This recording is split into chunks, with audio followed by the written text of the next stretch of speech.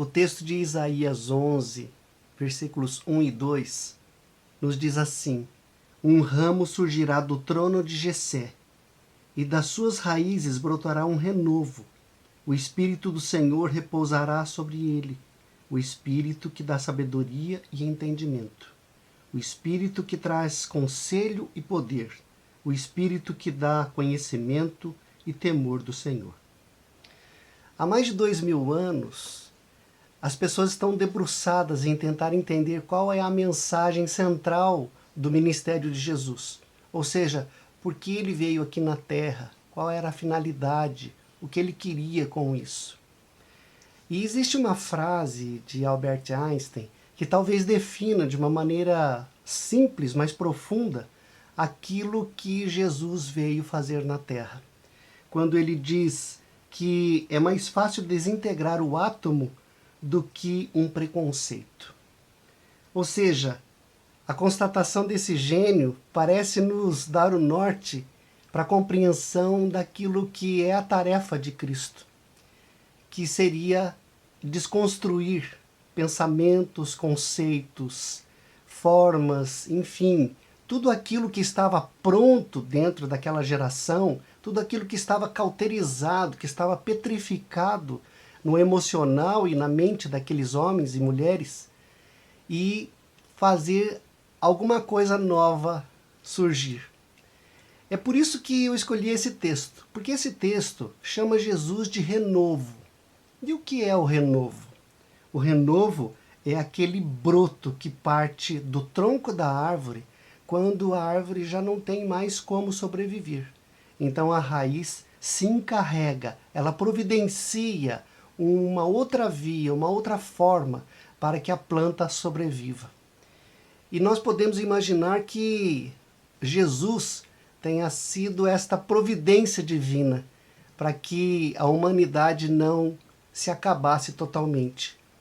Jesus vem como uma outra forma, um renovo para a humanidade.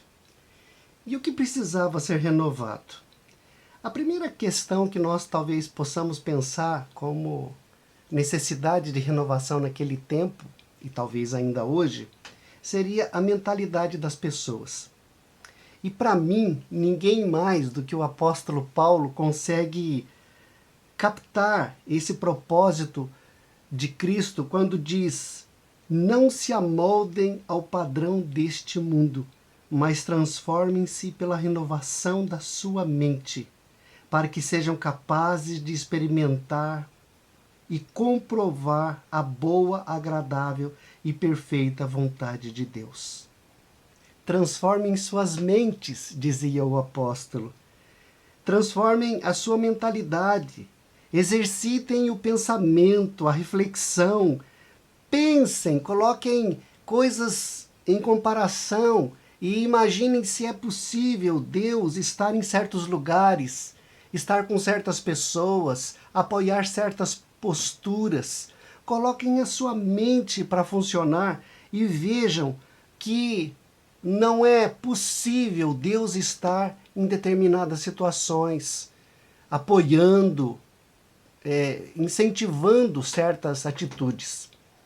E muita gente pensa que a conversão ela é alguma coisa somente espiritual, ou seja, parte somente do dom divino, daquilo que Deus pode me dar. Mas Paulo nos faz pensar sobre a questão do nosso próprio raciocínio como meio de salvação, como meio de conversão e transformação. Usem suas mentes, usem suas cabeças, reflitam, pensem. É exatamente isso que Paulo está dizendo. E Jesus teve um embate muito grande com seus discípulos e com toda a sua geração, justamente em função daquilo que ele propõe, ou seja, a renovação de pensamento, a renovação de mentalidade, a renovação de mentes. Quando lá em João 6, muitos discípulos abandonam Jesus, dizendo: duro é este discurso, quem pode suportar? Porque eles não entendiam, eles não compreendiam que precisavam se deixar transformar pela nova mensagem, pelo novo broto, pelo renovo e pela renovação que Jesus Cristo estava trazendo. A renovação, portanto, ela não é só espiritual, mas ela também a renovação da mentalidade, da forma de pensar. A inteligência também vai fazer parte da nossa conversão e da nossa aproximação a Deus. Mas o renovo que Cristo trazia não para por aí. A mudança também provocava a ética das pessoas. E talvez precisemos aqui lembrar a definição de ética. O que significa ética?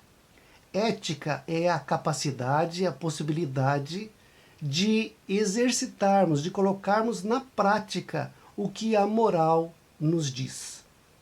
A moral é um conjunto de regras, mas a ética é a forma como podemos ou não nos relacionar com a moral. Então nós colocamos em prática aquele conjunto de regras estabelecidas que se chama moral, através da nossa ética. Ser ético é ser coerente com a moral que defende, com a moral que vive, ou seja, com o contexto social que a pessoa vive.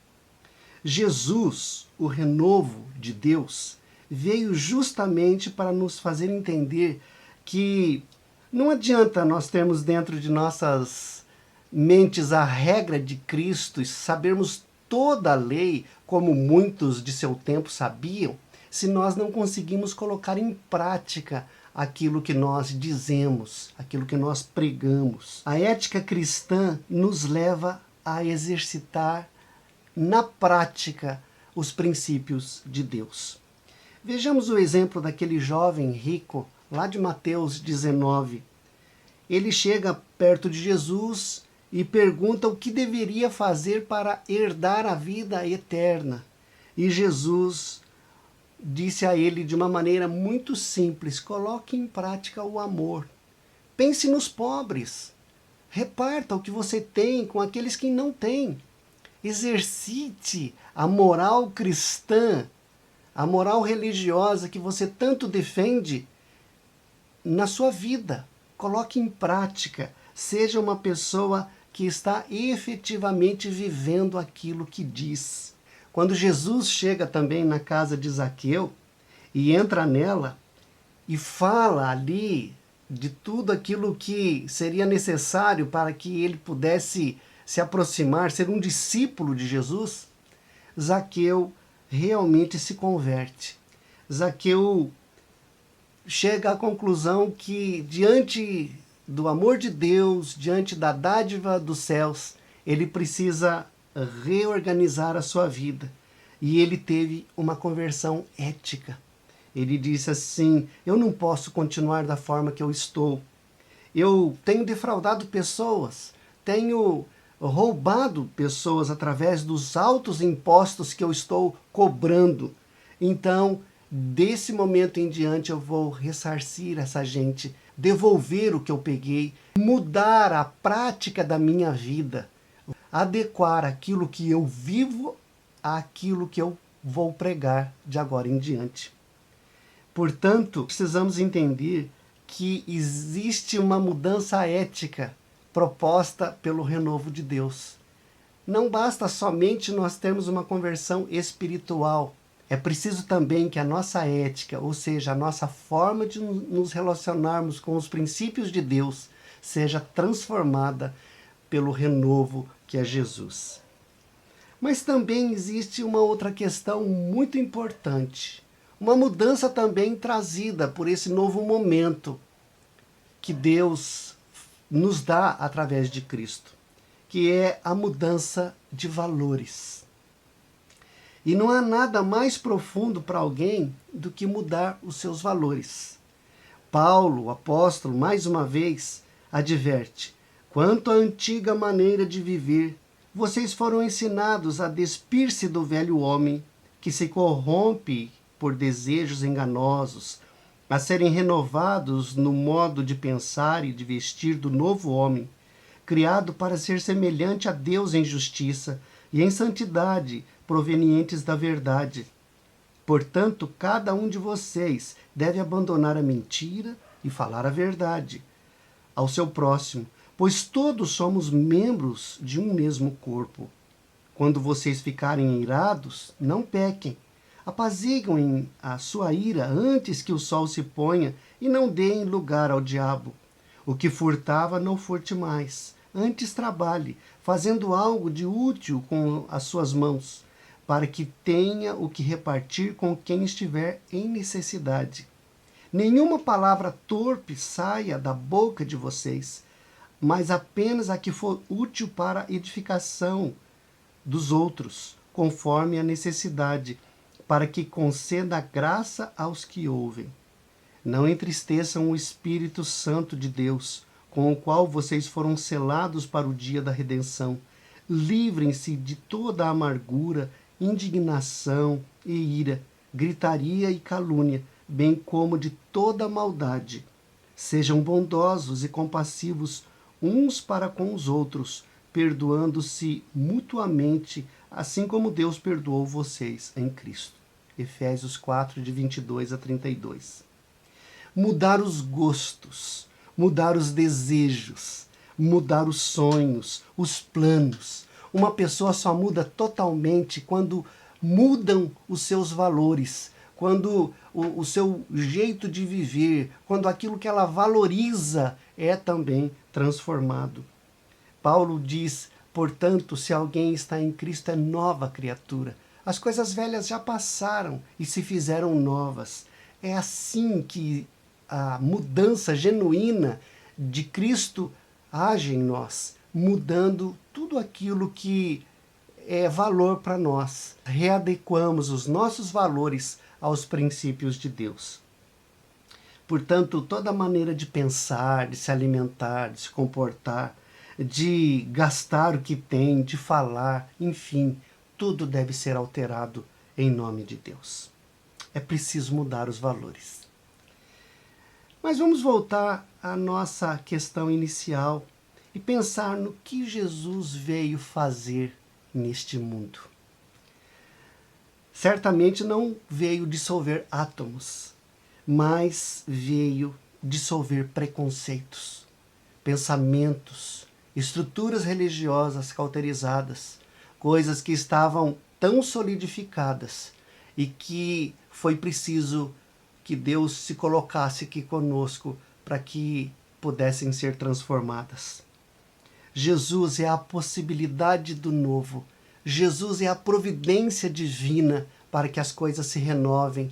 Jesus é o novo broto que sai do tronco da árvore para que a árvore não morra, ela não deixe de estar ali. Jesus foi a providência de Deus para que nós pudéssemos continuar vivendo de uma maneira digna e poderosa. Por isso, vamos aproveitar esse momento em que estamos vivendo de Natal, quando Jesus vem a nós, nasce no nosso chão, na nossa terra, se torna nosso irmão, para pensarmos nas renovações que são necessárias para a nossa vida. Sem dúvida, a renovação da nossa mente, a mudança de mente, nos fazendo pensar da maneira que Jesus pensou, para que nós possamos analisar se os nossos caminhos são bons, se aquilo que nós fazemos é bom, se as pessoas que nós buscamos conviver com elas são pessoas próprias para nós. Enfim, adequarmos o nosso pensamento àquilo que Deus quer para nós. Da mesma maneira, precisamos adequar a nossa ética, ou seja, a capacidade de colocarmos em prática aquilo que Jesus nos ensinou. E, da mesma maneira, mudarmos os nossos valores. Porque quem não muda seus valores não tem sua vida mudada. Não existe transformação sem mudança de valores. O Natal é a providência divina. Jesus veio renovar a nossa vida. Vamos, portanto, recebê-lo como a possibilidade de transformarmos os nossos pensamentos, a nossa mentalidade, a nossa ética e os nossos valores. Que Deus nos abençoe. Amém.